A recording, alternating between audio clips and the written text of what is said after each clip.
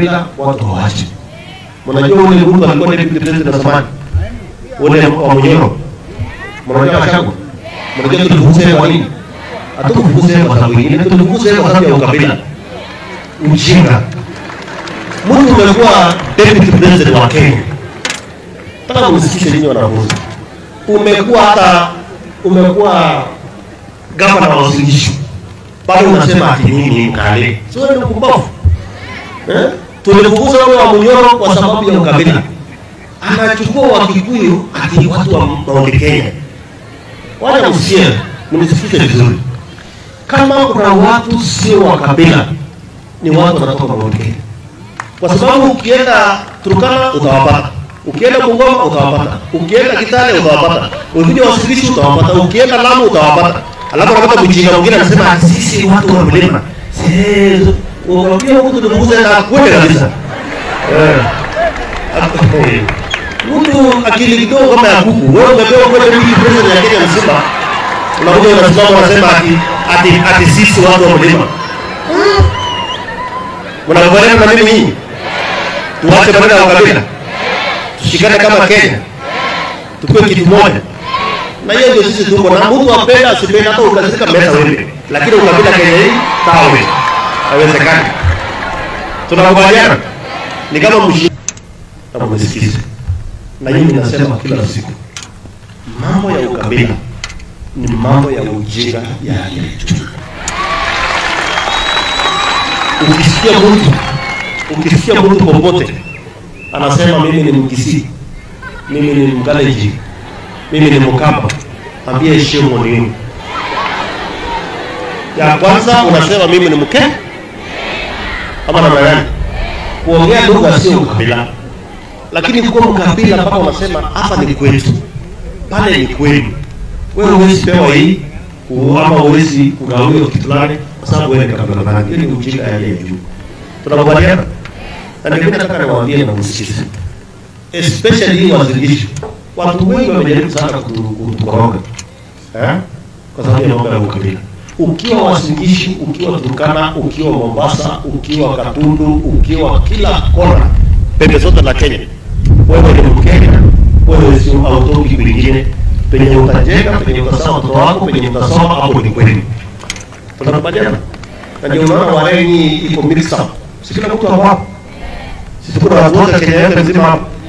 So mambo ya ukabila watu waache. Mnajua ule mtu alikuwa deputy president wa zamani, ule wa Munyoro, mnajua Shagwa, mnajua tulifukuza kwa nini? Hatukufukuza kwa sababu nyingine, tulifukuza kwa sababu ya ukabila. Ujinga. Mtu alikuwa deputy president wa Kenya. Nataka msikize nyinyi wanafunzi. Umekuwa gavana wa Usingishu. Bado unasema ati nini mkale? Sio ndio mpumbavu? Tulifukuza wale wa Munyoro kwa sababu ya ukabila. Anachukua Wakikuyu ati watu wa Mount Kenya. Wale msikie, mnisikize vizuri. Kama kuna watu sio wa kabila, ni watu wanatoka Mount Kenya. Kwa sababu ukienda Turkana utawapata. Ukienda Bungoma utawapata. Ukienda Kitale utawapata. Ukija Usingishu utawapata. Ukienda Lamu utawapata. Alafu unapata mjinga mwingine anasema sisi watu wa mlima. Sasa unaambia mtu tunakuza na kwenda kabisa. Mtu akili kidogo kama ya kuku. Wewe umepewa kwenda miji president ya Kenya mzima. Unakuja unasimama unasema ati sisi watu wa mlima. Mnakubaliana na mimi nyinyi? Tuache maneno ya ukabila. Tushikane kama Kenya. Tukue kitu moja. Na hiyo ndio sisi tuko na mtu apenda asipenda hata ukazika meza wewe. Lakini ukabila Kenya hii tawe. Haiwezekani. Tunakubaliana? Ni kama mshinga mwingine hapa Trans Nzoia. Kuna mwingine hapa Trans Nzoia huyu gavana wa Trans Nzoia. Watu wetu wanapea sumu raia kuanzia asubuhi mpaka jioni. Badala afanyie raia kazi yake ni kutenga watu wetu. Sasa watu wetu mpaka lini hapa? Kama hajafanya kazi yote, kazi yake ni kuzunguka tu na kuongea matope kuanzia asubuhi mpaka jioni. Na ndio mimi nataka niwaambie watu wa Kapseret, tukae imara, tupendane. Tukuja hapa Wareno, tufanye ile vitu inafaa, wanafunzi wetu wasome, au wazazi wafurahi, tuende mbele kama taifa ya Kenya.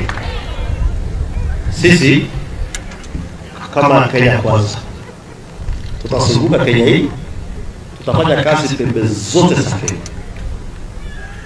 Ule mtu wa Munyoro alianza kusema usikuje Mount Kenya, sijui Mount Kenya, tuko Mount Kenya next week. Na tunataka nionye wa Munyoro nikiwa hapa. Kama kuna watu walichangia kwa hii serikali, kama kuna wenye hii serikali kwa kura, ni watu wa Mount Kenya.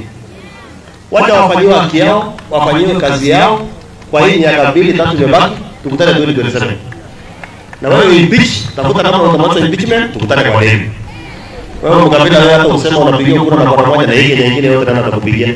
Nataka tuambie hawa tunakuja Mount Kenya kufanya kazi na tuombi, ni lazima tuwafanyie kwa sababu hawa ndio walilete hii serikali kwa mali kubwa. Hata kama sasa tuko kwa ile serikali ya muungano ile tumeleta baba ndani. Sisi watu wa umoja kama vile wengi wao wanasema. Na tukae kama nchi moja, si ndio? Na hiyo sisi ati tukaenda Mount Kenya, tukaenda Mount Kenya aje nao ndio wali sacrifice. Kuamka mapema na asubuhi kupiga kura.